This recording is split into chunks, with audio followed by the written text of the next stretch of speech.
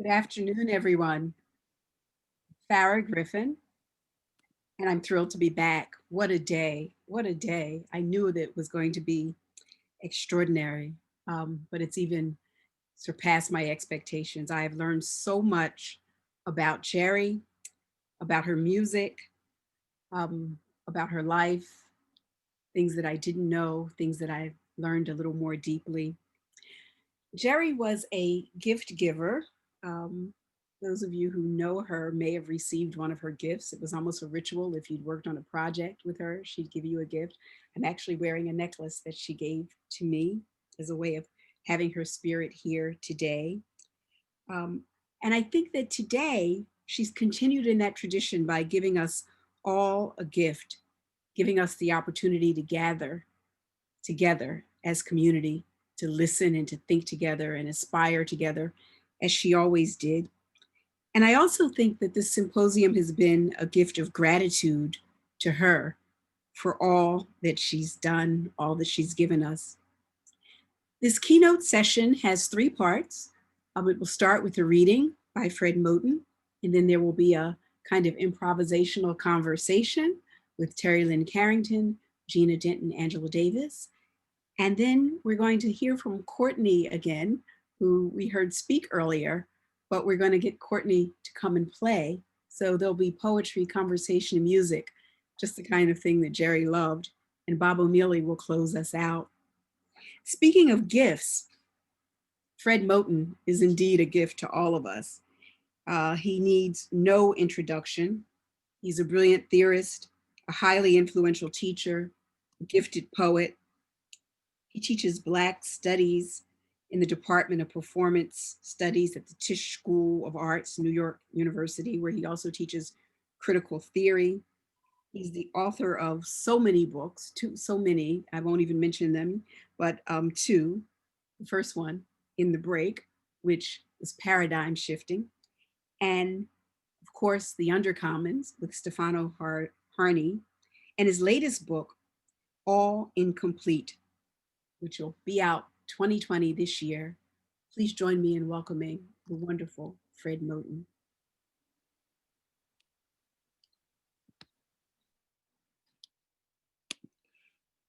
Thank you, Farah. It's an honor and a pleasure to be here. I just wanted to say, without taking up too much time, that well, actually, Farah, it was our mutual friend, Errol Lewis, who sent me a copy of Geri Allen's album, The Printmakers. And it was when I just started graduate school. And in a lot of ways, it was the soundtrack for my first 3 or 4 years of graduate school. And really, ever since then, her playing and her music has never been really out of my ears or out of my mind. And I wanted to read one poem that I wrote particularly for today, but I also wanted to read a section from a book called All That Beauty, in which, again, her playing, and particularly her playing in the trios with Paul Motian and Charlie Hayden, were the soundtrack for me as I was trying to write this work. It's got, this piece is called Sudden Rise of a Given Tune, and it's got two epigraphs. The first is from Langston Hughes' The Weary Blues. Droning droning a drowsy syncopated tune, rocking back and forth to a mellow croon, I heard a Negro play. The second epigraph is from W.B. Du Bois's essay, Sociology Hesitant. He writes, as, however, we rise in the realm of conduct, we know the primary and the secondary rhythm. A primary rhythm depending, as we have indicated, on physical forces, physical law. But within this appears again and again a secondary rhythm, which, while presenting nearly the same uniformity as the first, differs from it in its more or less sudden rise at a given tune. How can violence be such a balm? The criminal animation of a more than natural law, anajuridical movement in theater's interstitial space, an experimental acting out of anchoretic cell and cause.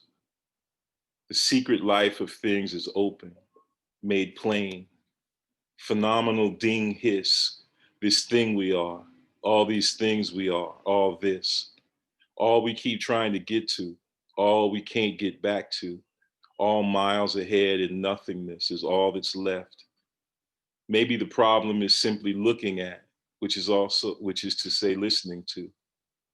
How can you show the out circularity of that perception?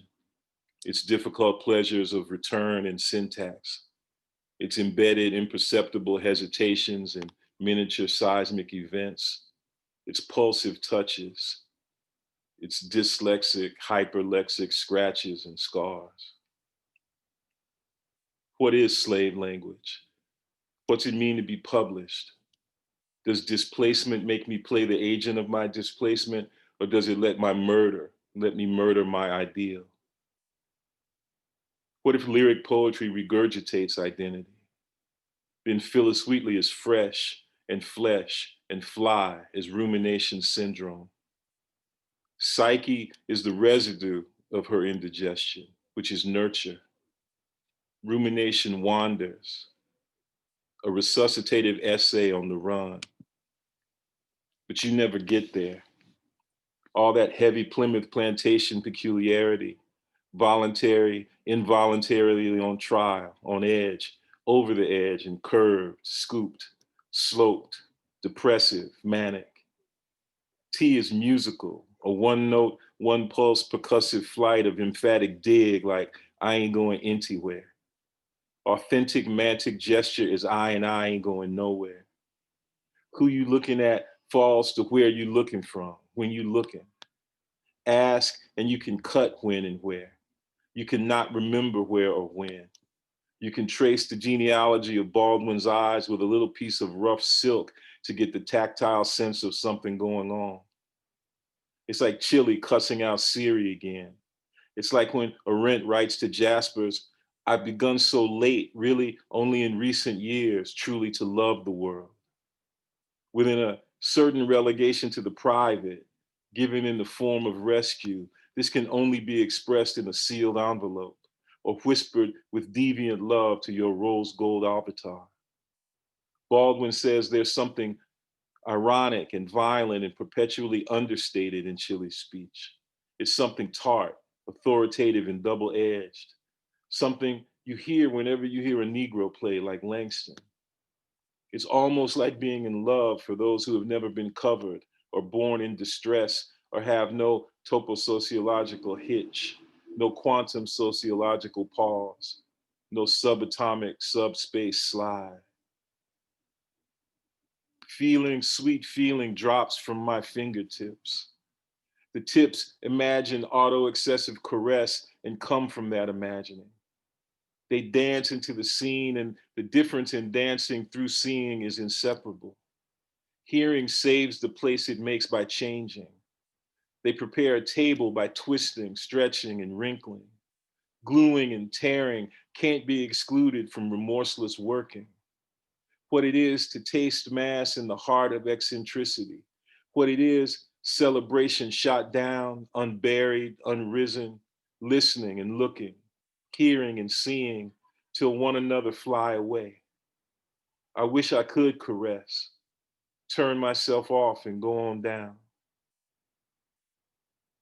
I used to run into this kid at Doe.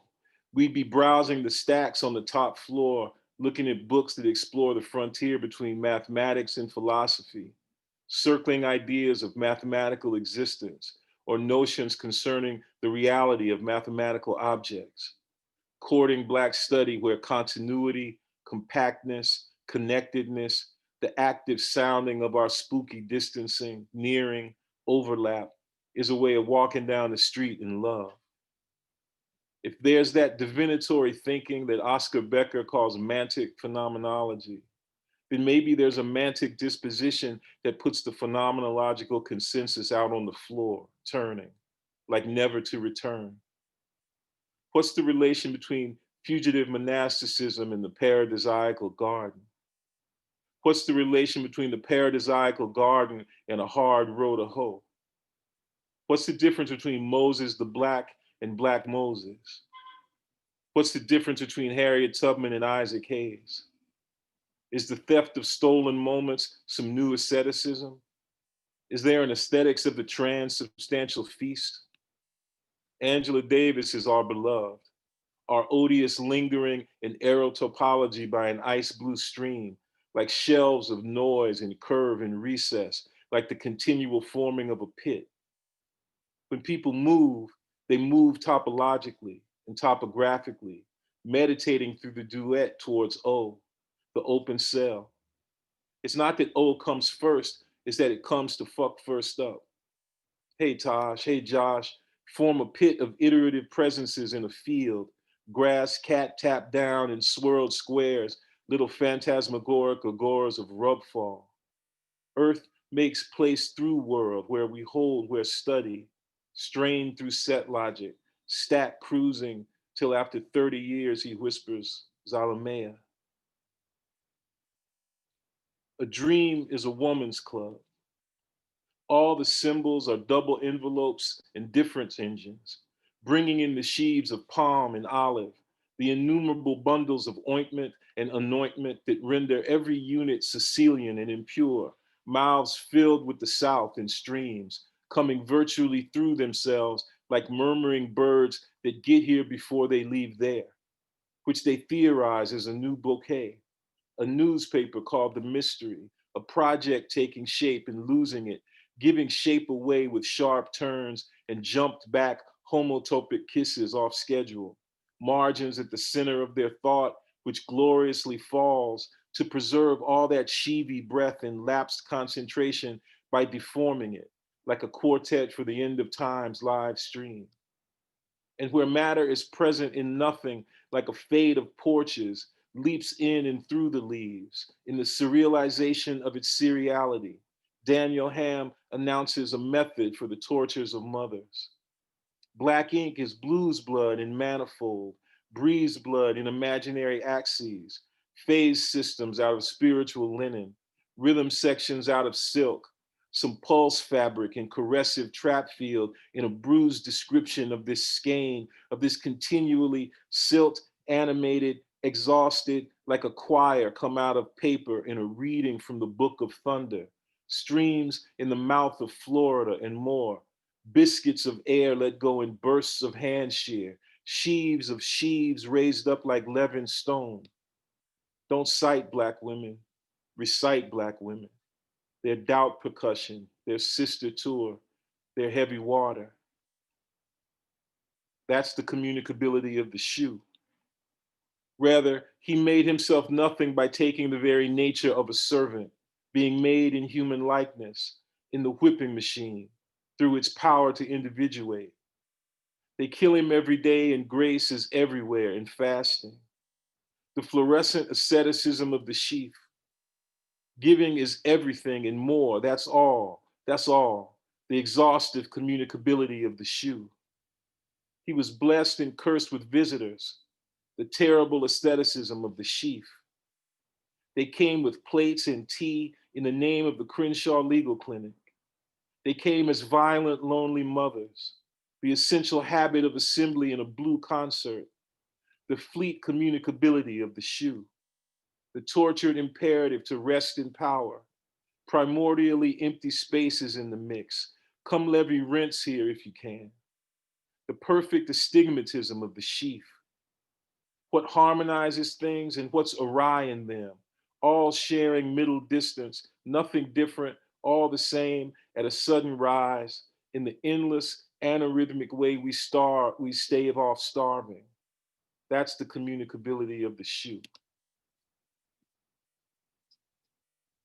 And what I wrote for today is a reprise of a poem that I wrote all those years ago in graduate school while listening to Geri Allen, um, while dancing to Geri Allen, actually, with a cat that my partner and I had named Annie. Anyway, this is called Again, the Printmakers. I wanted to write a poem about County Cullen with Geri Allen.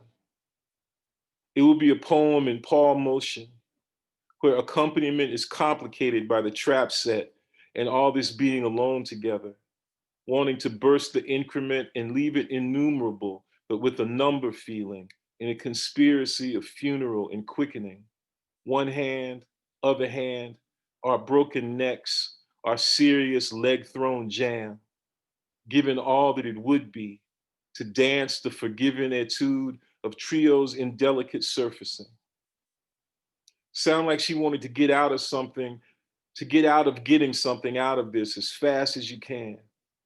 But who gets out of being stolen by the shadow of the increment? Triple Time's book of planes and toe up songs went right back downstairs to the keyboard's broken alphabet on stardust. I wanted the curl of my fingers to hold something soft and then release it.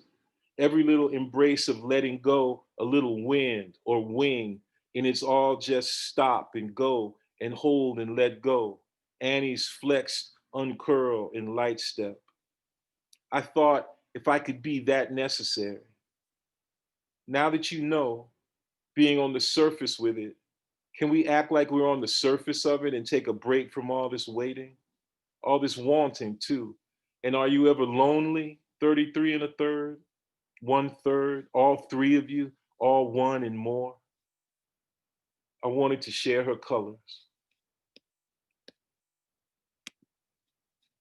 Thank you.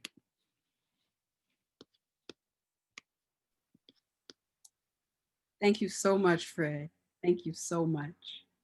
I want to invite the panelists for the keynote conversation to join me now.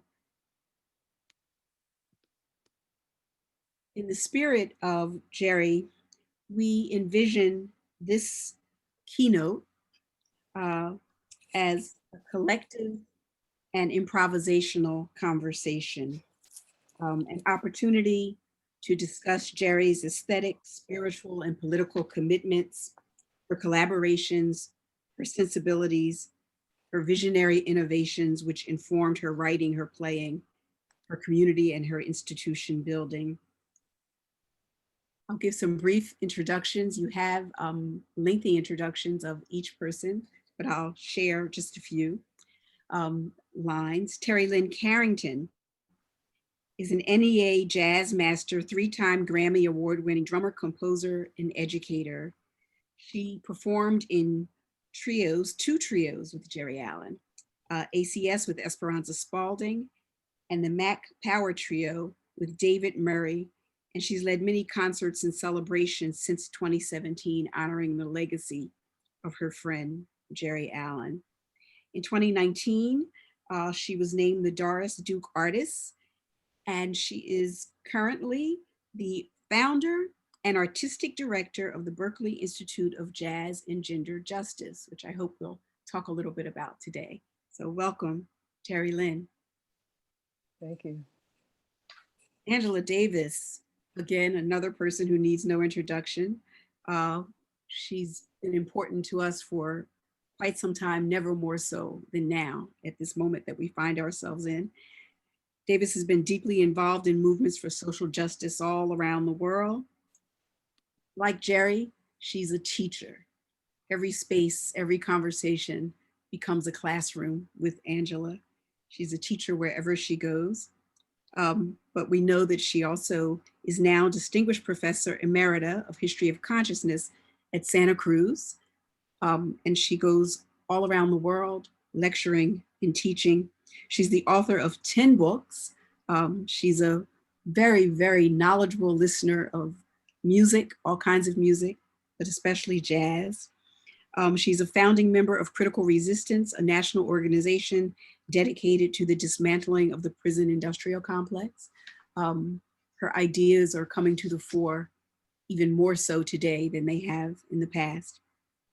Gina Dent, my beloved friend, Gina Dent, is Associate Professor of Feminist Studies and History of Consciousness and Legal Studies at the University of California, Santa Cruz. Gina has written widely on topics ranging from race, feminism, popular culture, and visual art. we still turn to the volume she co-edited, Black Popular Culture. She is currently working on a project that grows out of her work as an advocate for human rights and prison abolition called Prison as a Border and Other Essays on Popular Culture and the Conditions of Knowledge. And I strongly recommend that you check out a series that she's currently organizing and co-curating that came out of her ideas and vision called Visualizing Abolition, the Visualizing Abolition series, which is a year-long online series, which will go through May 2021. So I encourage you to check it out. Welcome, ladies. Thanks, Farah. I thought we would start our conversation. This will be the only time I'll take the lead. I know we all have lots to say. So I thought that there are a number of topics that I hope we get to cover today, but we are in a moment right now, a kind of particular political moment. And I was wondering if you would first start by sharing with us your thoughts on Geri or how you knew Geri, and then to move into a kind of connection of Geri and this moment that we find ourselves in. We might think about the ways that her contributions, particularly her way of linking music, art, activism, politics, helped to bring us to where we are today. So a little bit about Geri, and then Geri in this moment. Who would you like to go first? Why don't we start with you, Geri? Good. Okay. Well, I guess I've probably known Geri the longest, so that would make sense. I met Geri when I was 12 or 14, somewhere in there. Keter Betts, a great bassist that played with Ella Fitzgerald, he brought me to DC and took me to Howard University to do a clinic. And Geri was there. She played, we played trio at Howard. And then we had a couple of nights at One Step Down in DC. And I think that was the first time I really played with another woman that I remember, and one that was so fierce and that I felt like I could, look up to. I felt a sisterhood, a kinship with. And so then about 4 or 5 years later, I moved to New York, and she was one of the first people that I met there again and started playing some with her right around the time M-Bass was formed. And we did some gigs together of her own music trio stuff. I guess it was from her first 2 records. And then we just had a kind of a kinship throughout the years. I moved to LA, but I would still call her for certain tours that I would have in Europe. We would run into each other places. And then when I moved back to Boston, I used it as another opportunity to, being closer, to play with her as much as possible, and have her on as many recordings as I could. So we, started working more together and developed the trio ACS with Esperanza Spalding. And then again, another trio with David Murray. So I feel like I had, a close connection with her musically, but of course also as a friend. I felt like she was like a big sister in many ways, and a teacher, a mentor in some ways. And I was always, I think, surprised, sort of. I guess that may not be the right word, but I was always, for lack of a better word, surprised at what I would discover about Geri, because, that's why, in the piece that I wrote for the journal, I said she's a well that runs deep, because there was just always something else. Once you kind of think you know somebody, but I realized, especially, in her passing, how much I didn't know. And, of course, I wish I had more time to talk to her more, pick her brain more. And, one big thing I've really learned is that you cannot take your friends for granted. You can't think they're going to be around forever. And you have to really make each moment count. I think Esperanza said something like that in the video we just saw before this session. But because she did say, like, she's like a teacher when you're just talking, you know, you're learning so much more about her and about music, about history, about life. So yeah, that's just a little bit about my history with Geri. And I'm so honored to be here today. This is an amazing gathering. I've been tuned in since about 10 o'clock. And it just worked out, you know, that all my Zooms were, you know, not happening today. So I was able to really focus on her all day. And it's such a rich experience. And I'm really just honored to have been here to listen to everybody else talk about her. Thank you, Terry. We're going to want to hear some more about those collaborations, that experience of making music with her. Why don't we turn to Angela? Well, hello, everyone.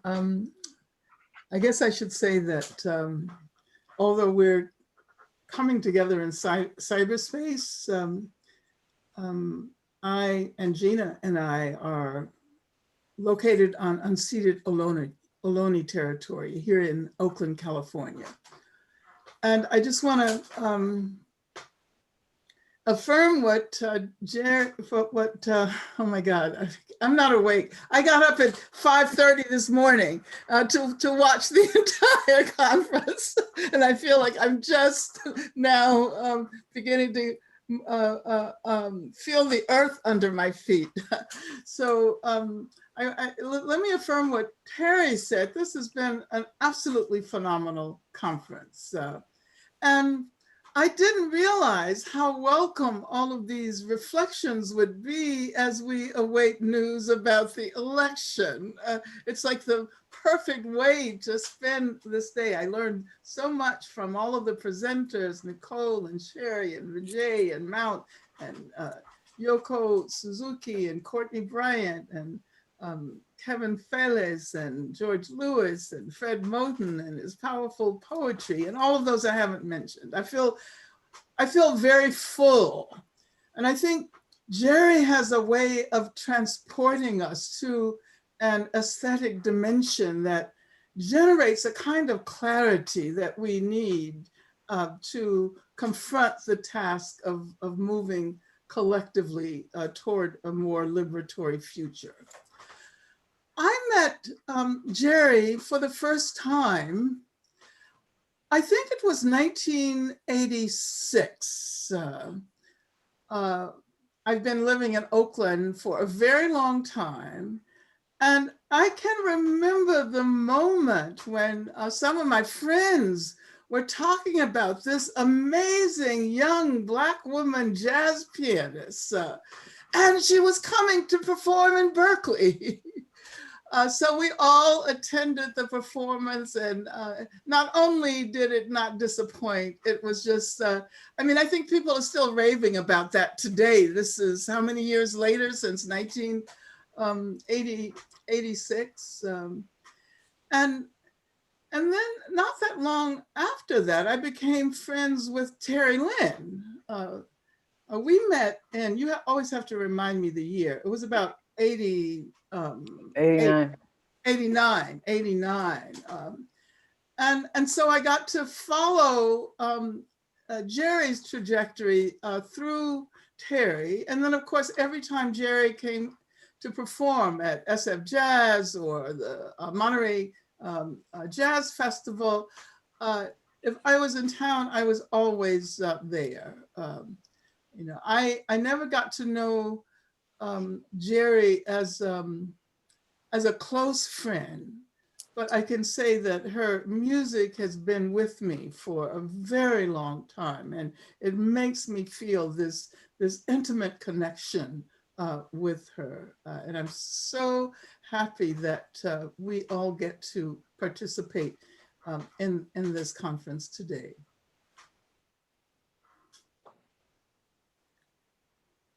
Thank you, Angela. Let's bring Gina on. Well, hi, everyone. It's been such a delight to be with you today, even though, as Angela pointed out, it started for us at about 5:30 this morning. But Angela's already spoken about where we are speaking from, the unceded Ohlone territory, Wichin, or Oakland, California.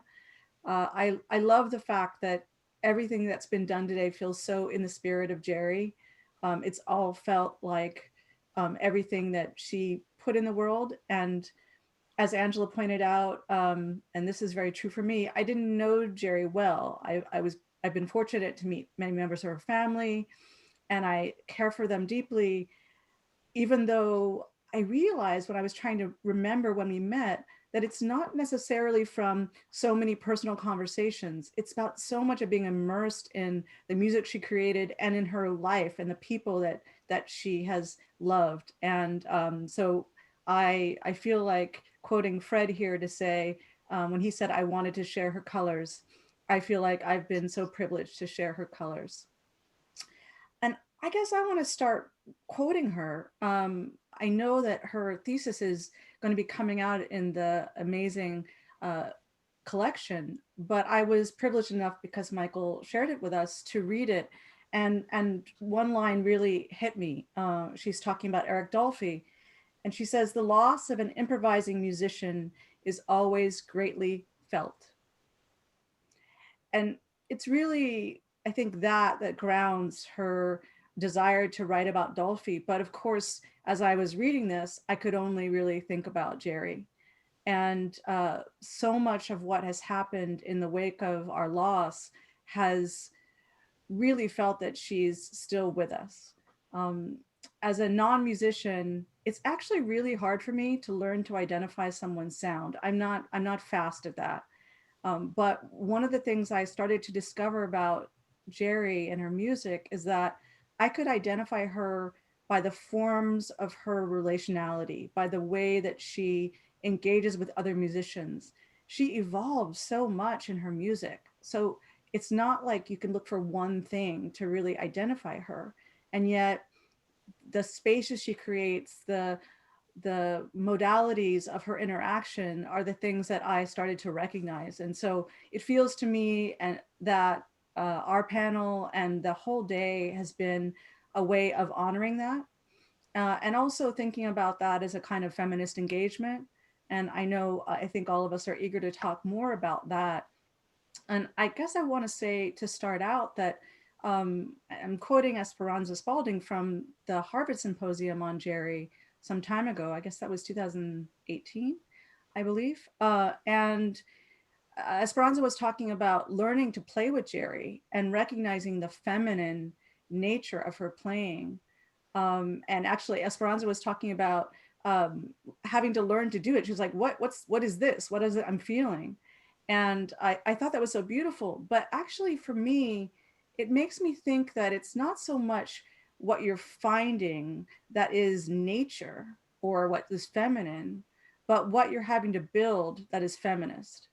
And looking at the actual transition that Geri made throughout her life in her work and that she shared with others and then continued to help produce, leading to many things, including the camp, which we've already talked about today, and a lot of her work, especially with the ACS trio, which for me is such an amazing delight. And I'd love for us to be able to talk about more. So I will end this first part just by saying that on a day like today, when we're waiting with bated breath for the news, it's so exciting to be talking about the radical vision of Geri Allen and to be continuing it. And thank you to this community of folks on this screen for sharing her with me.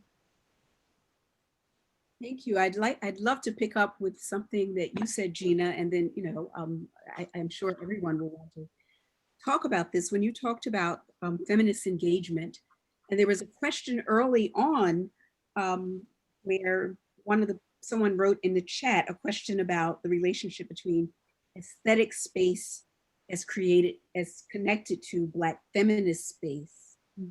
And I was thinking another, and Gina, where you talked about not that this is something inherent and naturally feminine, but that it's about building spaces that are feminist. We've heard a lot about Geri as someone who worked collectively, someone who worked in collaboration, someone who understood the ways that music helped us to create community. So I'm wondering if we can talk a little bit more about that, about how that happens, um, both in terms of institutionally, in terms of the who's on the bandstand, but also in terms of what we hear. Uh, what does building feminist space look like when we think about Geri Allen? Can I start? Yes, please do. Are you okay? You know, I was just thinking that during this period, so many people are repeating the words of Toni Morrison that came from this commencement address she gave at Barnard in 1979. And of course, as you know, she said, the function of freedom is to free someone else. Freedom is never about the individual. It's always collective. And ultimately, it's planetary and beyond. And so I think Geri modeled this notion of collective freedom, of building community as a way of moving toward freedom. And I was thinking that, you know, in recent years, we've been talking about the Black radical tradition. And of course, everyone knows that Cedric Robinson's Black Marxism, the making of the Black radical tradition, introduced that rubric to us. And Black radical tradition refers to the intellectual, aesthetic, and activist histories linked to the centuries-old struggle for Black freedom. And I don't know whether or not we have acknowledged the primary place of music and musicians in this tradition. Well, I'm sure Robin Kelly has, who wrote this wonderful book called Freedom Dreams, and Fred Moten, but and Farrah Griffin. And Farrah Griffin, and obviously Farrah, obviously, yeah. But I was thinking that there's sometimes this hierarchical sense that intellectual figures are always at the top, and artists are not, as Farrah has pointed out many times, recognized as having this enormous value to larger struggles. And so I think that Geri's music, her research, her insistence on retaining and developing the legacies of Black women instrumentalists like Mary Lou Williams and Lil Armstrong, her contextualization of the music in a larger cultural context, because she always talked about the relationality of the various genres, and the fact that she includes a tap dancer on her recordings is an example of that. So all of this, I think, has played a central role in shaping the Black radical tradition as a living and developing tradition that affirms and reshapes our sense of what it might mean to be free.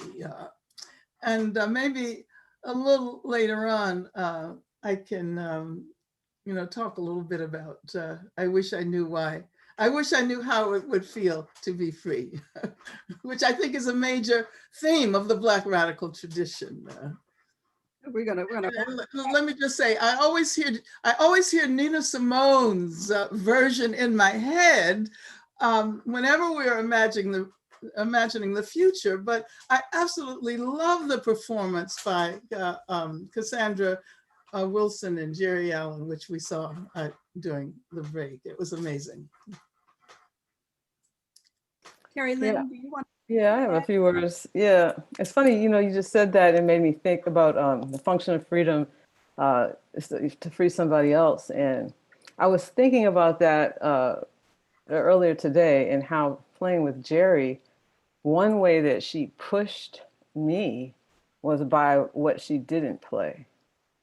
Mm-hmm. And it's a strange phenomenon to me, because a lot of people push you, by, it's kind of almost like what Vijay was saying about her solo and not having a whole lot of, left hand, a lot of rhythm and sonic density, but the intensity of it without all that. But she created an intensity and really pushed me by leaving space and almost not dictating, but leading me, into areas where I wouldn't naturally go, like having to play in a way that I would have to respond to her space.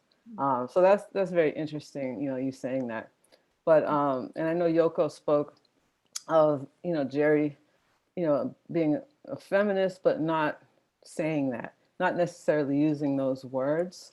And like Angela, I heard you say in a speech not too long ago that many people have a narrow view of feminism, but equality for women means equality for men and women. And I really feel that Geri embodied that. And this was kind of an integrated philosophy, in her life and in her music. Um, and as we, are in this moment that we've witnessed, I mean, I really wish she were here to see what's happening now. I think she would be so happy to see things moving in a different direction. Um, with the Black Lives Matter movement, I can just imagine, the conversations with her. Um, and Ellie had mentioned earlier, she had mentioned something that Greg Tate said, and he was actually, it made me go look at the article, which was in Afro Punk, where his article is called Jazz Master, Humble Badass, Remembering Geri Allen. And in this article, he quoted the drummer J.T. Lewis saying, if Geri was a man, she would have been celebrated as a giant a long time ago. And I was really happy to hear that because it seemed like that conversation had happened kind of back in the day. And not enough of those conversations are happening. And I wish more had happened and more men had said that out loud and in print, because I think that those are the things that kind of, upset me a bit just when I, get awards or accolades and become the first woman to, for instance, the Grammy Awards, to be the first woman to win in an instrumental category. The first person I think about is Geri Allen. Of course, there are others, Mary Lou Williams and others that I could think about. But because of my closeness with her, she's the first person I think of with all those incredible albums that she made, So it's kind of a bittersweet thing to me. And even with the NEA Jazz Master Award, for me, there's no way that Geri Allen shouldn't have that award. And maybe it was coming, but I think, she was a jazz master a long time ago. So, these are things that I reflect upon and always kind of like to point to her through my successes, because I do feel like I stand, on her shoulders.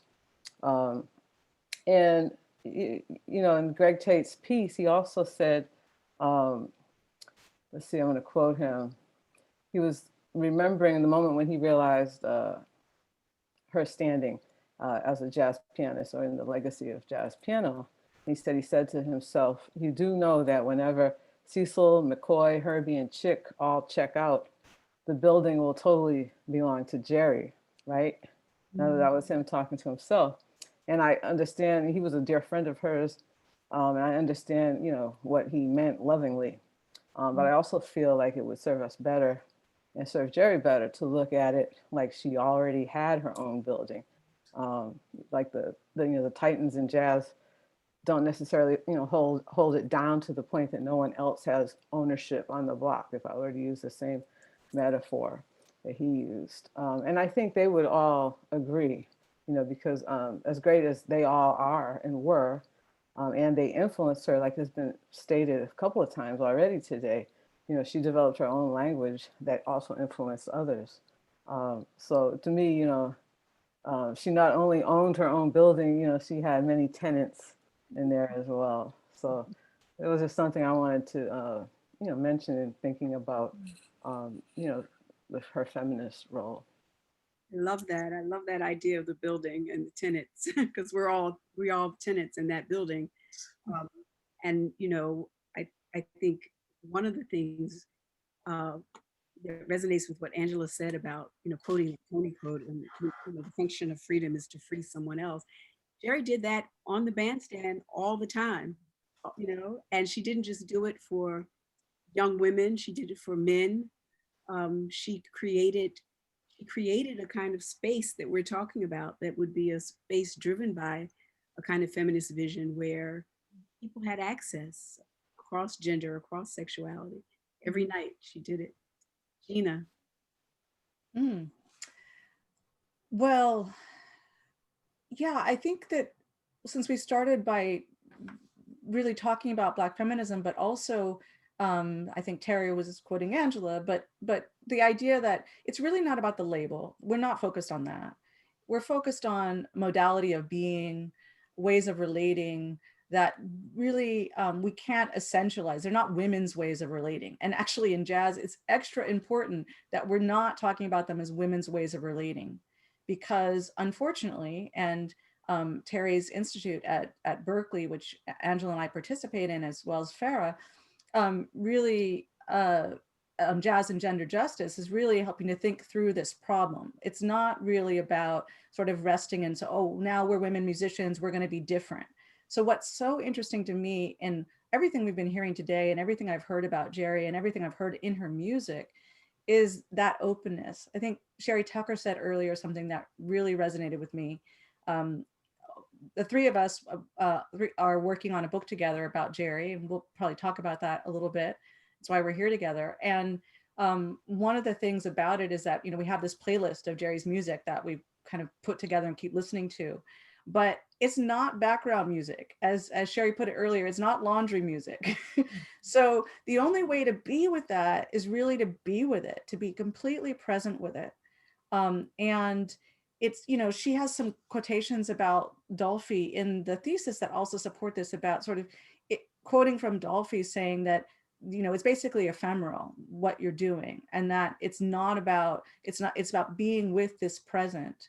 And in this way, I think it's a really interesting political message too, about how you inhabit the relationship to history, how, in this case, we're talking about Black radicalism or Black feminism provides a ground, but also thinking about her own relationship to studying Black musics, thinking about Detroit, we've been hearing about today, and thinking about her own connections, and then yet being able to stay in that moment of creation.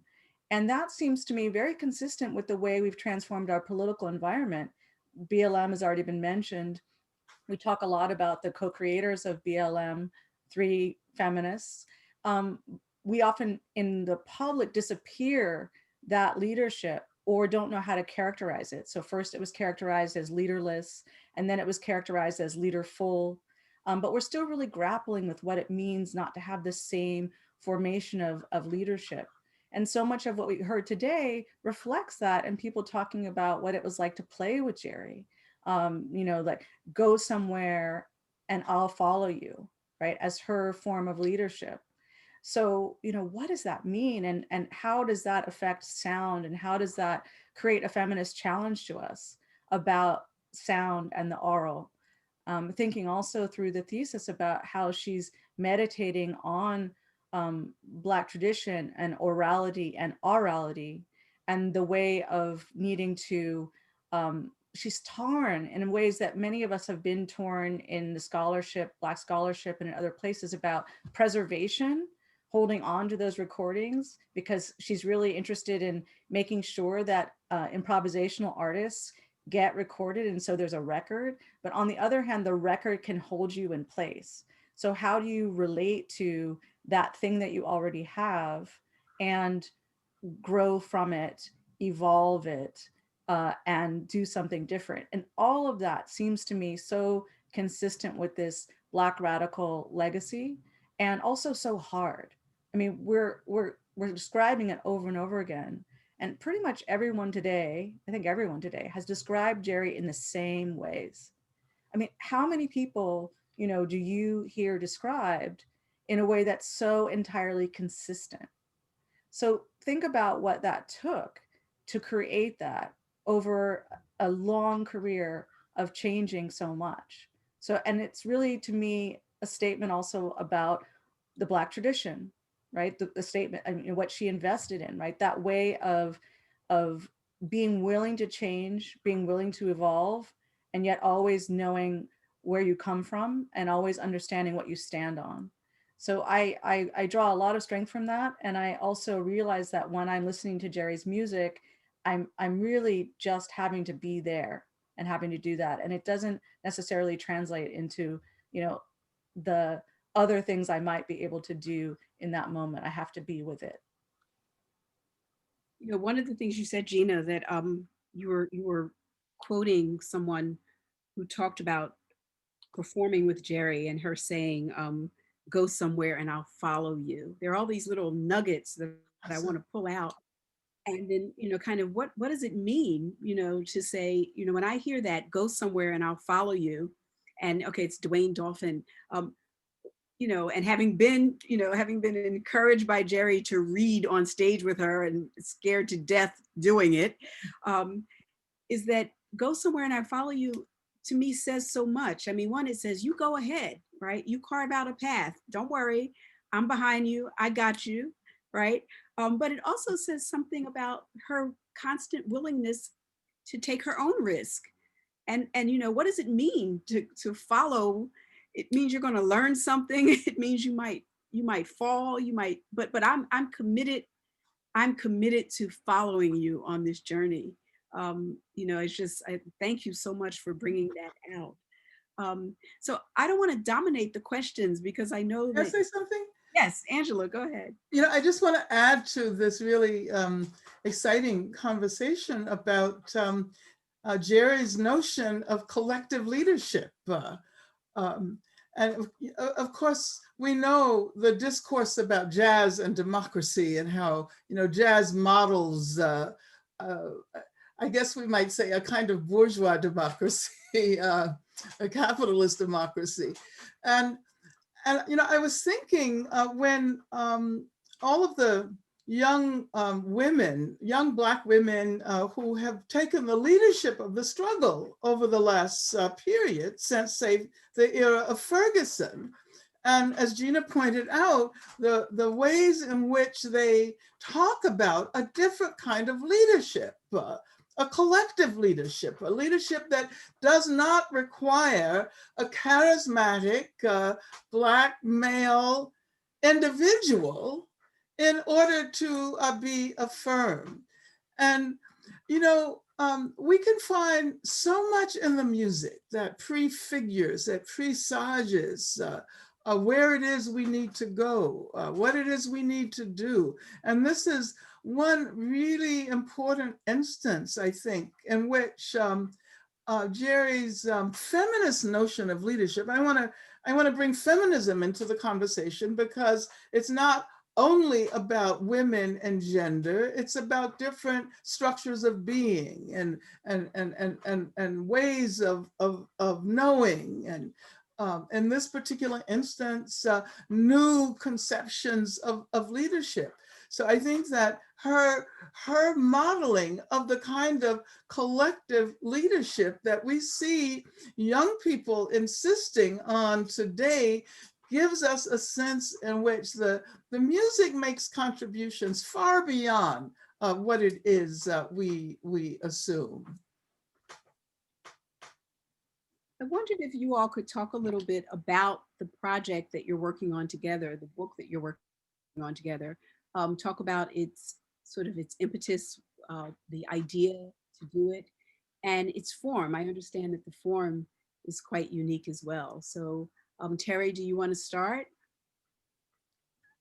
Well, I should let Angela start because it was really her idea, and you know. But you have the knowledge. Well, I mean, we're in the formative stages still, and but we're going to interview a lot of people. We've only done a couple of interviews so far, but I think, you know, the idea is to just, you know, to try to do a bit of a deeper dive. You know, some of the things that have been talked about, a lot of the things that have been talked about today here.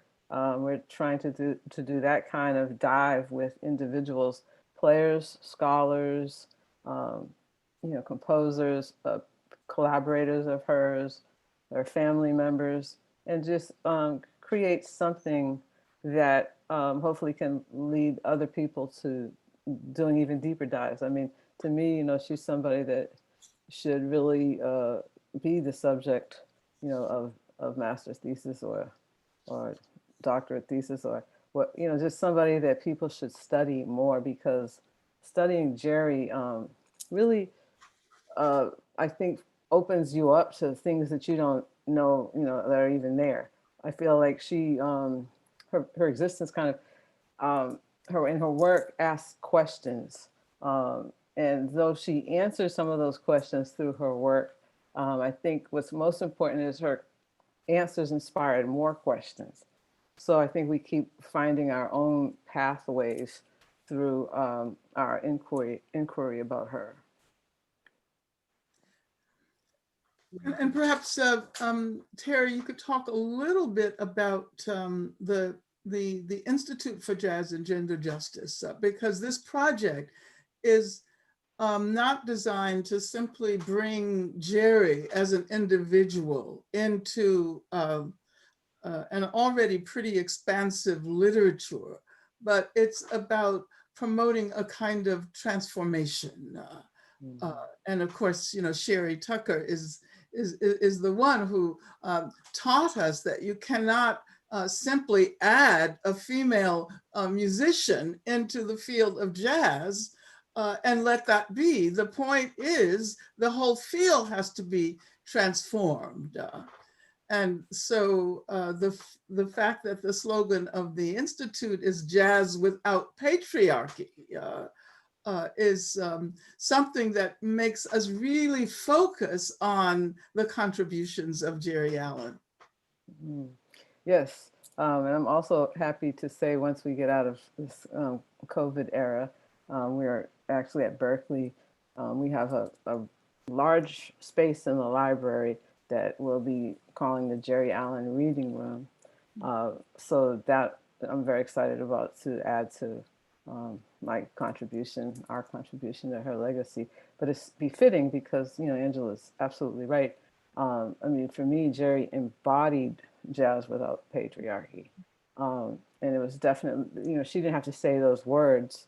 Like, she didn't have to say she was a feminist, because it's not, as Gina said, it's not about the words. But everything she did, to me, fought against this, patriarchal system, and in the oppressions that women, and especially Black women, Black men and women, but her, experiencing that intersection of being Black and being a woman, she really fought against the kinds of oppression that we see. And it's really difficult when you love something like we as jazz musicians love this art form. And it's difficult to be critical of it. And I think Geri, because her nature was, rather quiet sometimes, though her feelings and thoughts were well heard, even with her being soft-spoken. That's why I love Greg Tate's title, as far as her being a humble badass.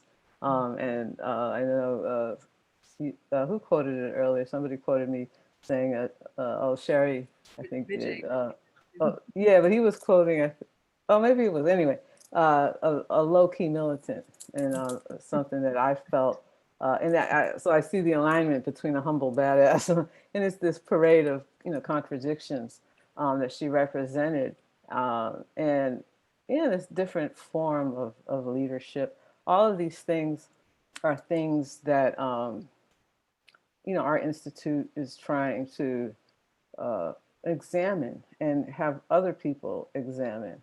And we're a work in progress. There's a lot to learn for everybody. There's a lot of other people, of course, doing the same type of work. And even Geri, when I think about it, when she started, she might not, even, if she were here, she probably would be elbowing me and telling me not to say this. But when she started the jazz camp, I remember one point she asked me to come And this was before something happened to me, and I made this really big transition pretty quickly. And this was a little bit before that, just a little bit before that, as far as when it comes to gender justice. And she said she was starting this camp, and she asked me to come. And of course, my first reaction was, of course, anything Geri asked me to do, I said yes. And I don't know if it's because we never really had these conversations so outright, but she said, are you okay with this? You think people are going to accept this, or understand it, or is this kind of like, is this a cool thing to do? And then she said, you think people are going to think it's corny? And then I was like, no, hell no, because I wanted to encourage, like, the fact that she was having doubts when she said that made me like really try to enforce why it was so important with her. And I recognize that struggle sometimes that we have with, this thing, that we love so much. And there's definitely, can be a struggle, within, because we've gone our whole lives trying to make it in a certain way that's already been defined. And then you sort of halfway sort of feel like you've made it on those terms. And then you realize, but, this isn't really, it's kind of like the Peggy Lee song. Is that all there is? I mean, it's kind of, it doesn't feel quite as fulfilling when you look around and you don't see enough of your, women colleagues with you. And sometimes, it takes a few years because we spend so much time trying to master the craft and be accepted. So I just wanted to throw that in there. But I think the work of the Institute, she would be very, very, supportive, of course, of that. And I think it really does embody all that she was. Nina, I'm wondering if you wanted to say something about the book project or the work of the institutes. You've been working with Terry Ellen as well. Well, we all have. And, I would say that it's kind of like what Terry said about Geri, where anything she asks. So when Terry asks, I just say, yeah, I'm game for whatever. And it's been such an amazing experience. I'll talk about the Institute first. Terry, we've known each other a long time now, and watching your experience of this and your description of, what it was like to succeed, just like you described it, right? And then looking up and saying, like, I need more, I want to do more, and I want to make more space for others, and realizing how to do that.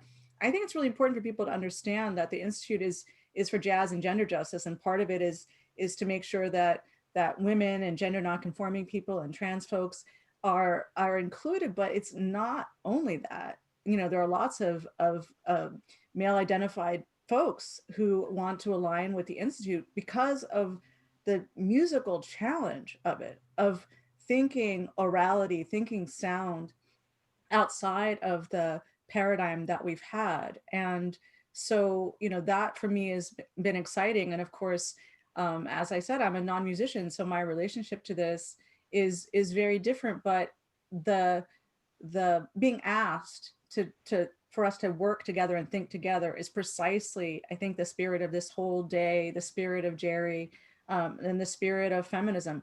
And we should be really clear, there are many different feminisms. And so just by saying feminism, we are not safe. Just by saying jazz and gender justice, we are not safe. We are working at that, trying to figure out what it is. And it's going to be a messy process, just as improvisation is a kind of messy, beautiful process. And so I love that invitation. And I've loved hearing the musicians that are being trained through the Institute, who are absolutely phenomenal.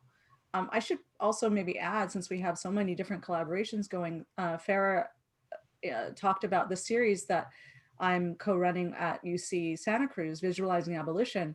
But a huge part of that is also Terry's our musical curator and is working with a lot of musicians to make videos for the series. And all of these are, I think, ways of breaking out of some of what's happened to Black studies in academia and in music of us getting in our boxes and our silos in ways that are really so counter to the traditions that we want to hold up and represent. So for me, this is what's so amazing about the Institute, and I'll always say yes to that. And the book is similarly an improvisational project in the sense that we want to be with all of these different people, hearing what they have to say about Geri and thinking, listening to music together. We want, very much like it sounds like the journal is too, you have some transcription, have discussion of that, have images, have lots of things that make this feel like it is a project that really represents Geri. And so we haven't started out by saying this is what we think Geri is and what we want the book to be so much, but really, you know, what is she open for us? Who has she connected us to? You know, how could we talk about those forms of connection, and how could we make that welcoming for people who need to understand her music? And I'll say, and understand is a bit wrong. I feel like I should quote her again when she said something in the thesis about the problem of, I'm probably not going to find it right now, but the problem of interpretation, right, over creation. So, you know, really her focus is trying to figure out how to be, at that time, a scholar of music without just being an interpreter, right? Having to be able to co-create. And that's something that feels very risky for a lot of us who've developed in these other ways, but it also is the most exciting part. So I'm looking forward to this. COVID has sort of shut us down a bit, but we're gonna be back to work before long. Everybody on this call will get a call from us. I just want to make sure they know that. I mean, all the panelists here. Yeah, you know, I think the idea for a volume like this came about because in the immediate aftermath of Geri's death, we were bemoaning the fact that there was so little literature available to people about her. And so we were saying that there should be students who are considering writing doctoral dissertations on Geri. There should be all kinds of things happening. And then we thought that, you know, suppose we put together a volume based on interviews with people who knew her, who played with her, who were influenced by her, who understood the very large space that Geri inhabited. A space that includes music, but goes beyond music. You know, Terry was talking about the low-key militant, but then she actually incorporates militants into the keys. So, you know, there's so much potential that could resonate far beyond the usual circles of you know, jazz studies and ethnomusicology and jazz listeners, and it might be a way to encourage young people to develop a relationship to jazz today, and it also might encourage conversations about beginning, as we were saying before, to acknowledge the patriarchy in jazz and to figure out how it is we go about transforming this wonderful institution. One of the things listening to you all talk, and you know, we've been talking about Geri as an institution builder, but also about the sort of Jazz and Gender Institute, as well as the volume that you're talking about, is that these are things that we can imagine her having been very excited about, her own life kind of already embodying her own work, creating the space for us to do this work, you know, the space through the girls' camp, the space through the various projects.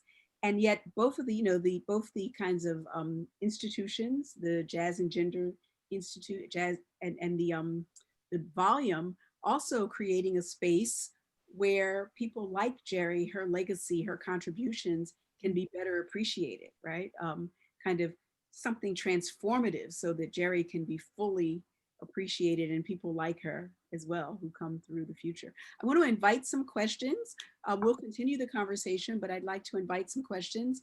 I see one, and this one says, I hope I get this right. How can we keep up with the project regarding abolition and the accompanying, it says accompanying music compositions, but I think also just the relationship of music to that project, to that broader project. Anyone want to take that one? Is that about the Visualizing Abolition project, maybe? I don't know. Sounds like it, maybe. Maybe so. Yeah.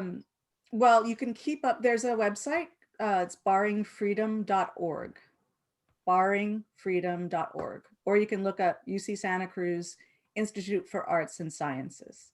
And you'll see, or if you can type in Visualizing Abolition, it'll probably come up.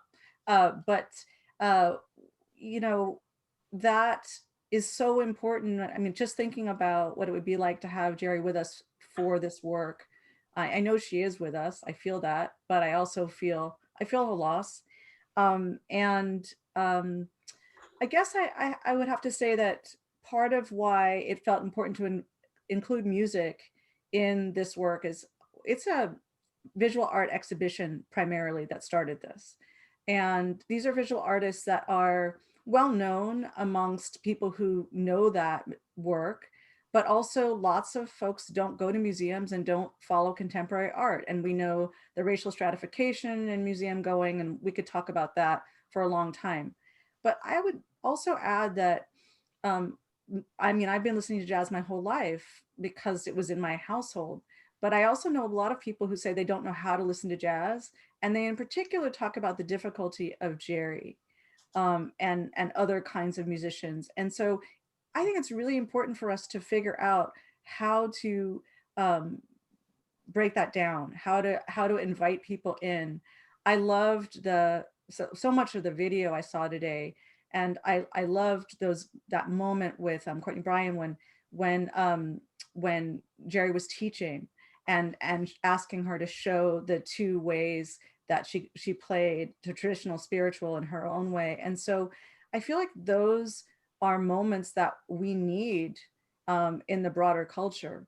And so for me, one of the reasons to ask Terry to get videos and have new music for our exhibition and lecture series is that I just think we don't build our capacity to think about all of these forms simultaneously. And we sometimes choose music that feels easier and more comfortable and doesn't make us work.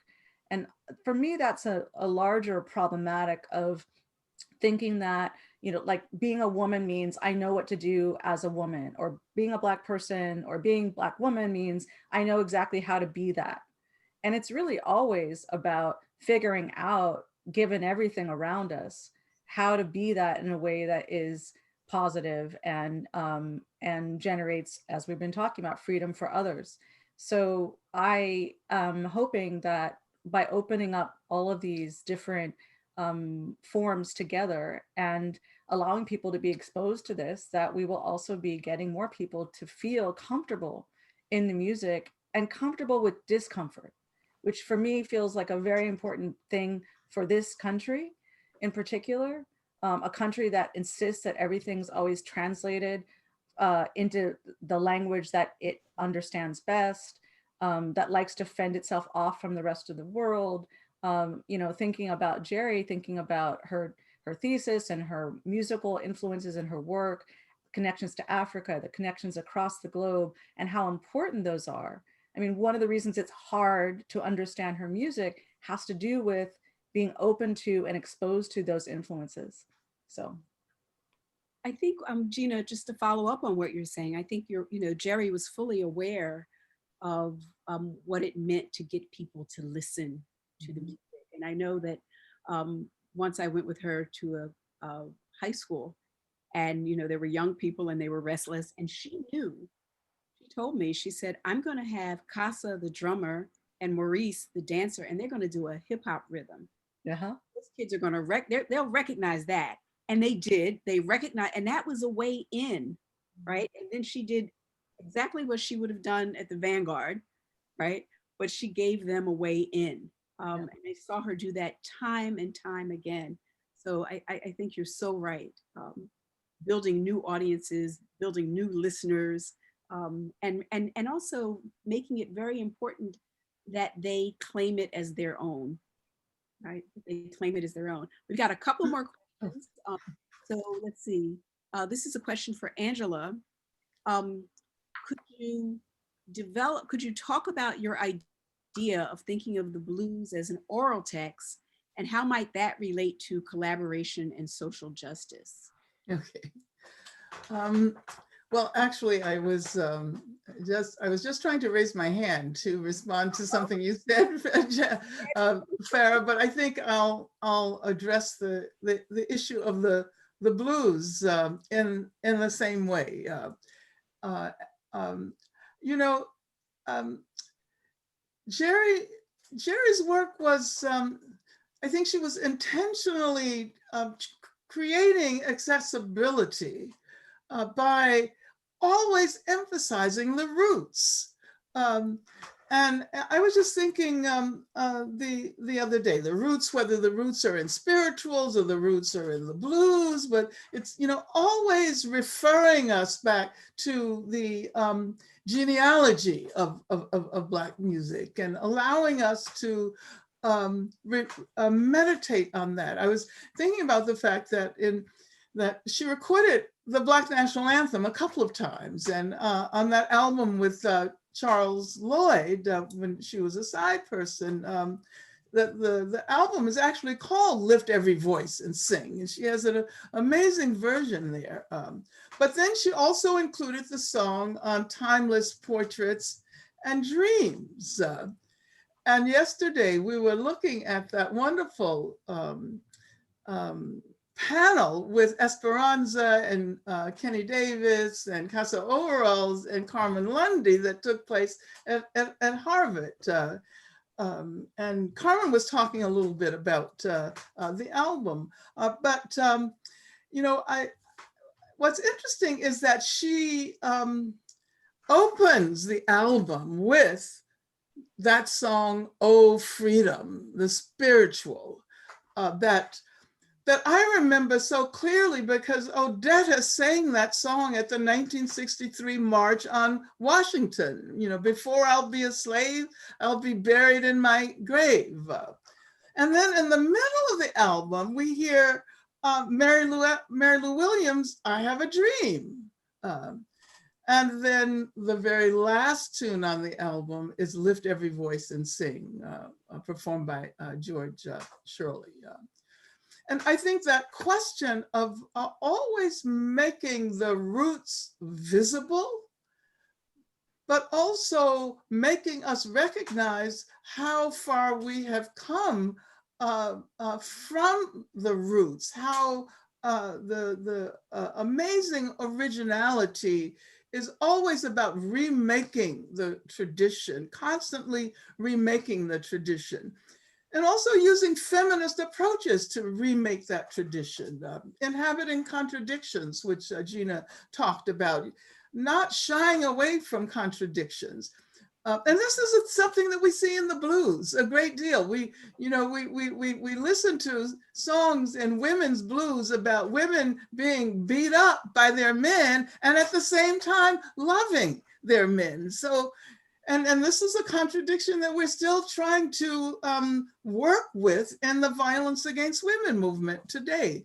So I think that that her feminism went so much further than issues of gender. It was about complexity and difficulty and how to introduce people to complexity, how to teach them how to live there.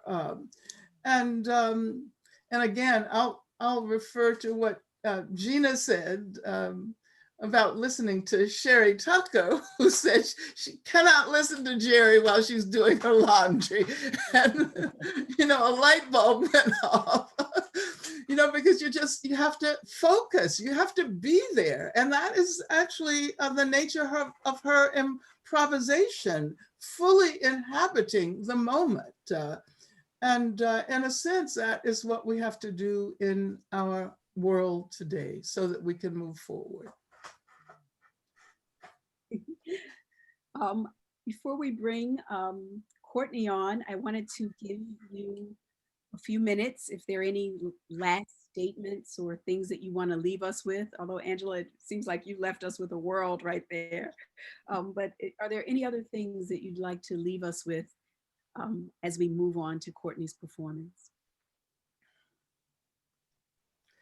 I would say, go where you want to go, and I'll catch up with you. I'll find you there.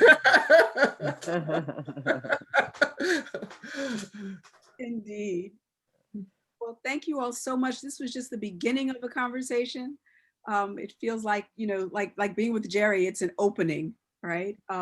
It's an opening. And so we're looking forward to the book that you'll be working on. We're looking forward to more things coming from the Jazz and Gender Justice Institute. We're looking forward to keeping Geri's name out there and making sure that her legacy gets its due. That was one of the questions. And programs like this do that. So thank you so much. Thank you for this.